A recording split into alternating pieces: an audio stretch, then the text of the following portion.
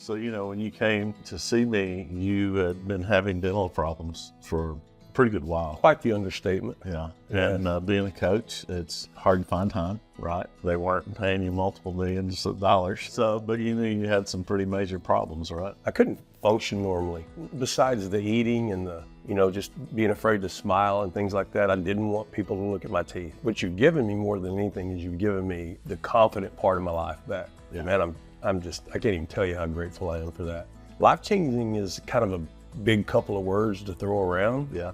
But I'm serious when I tell you, man, you have changed my life. That's one of the reasons why I enjoy doing that level of care. For years I was a typical dental practice, but I had always, from early on in my career, started pushing on to treat more complex situations and things like that.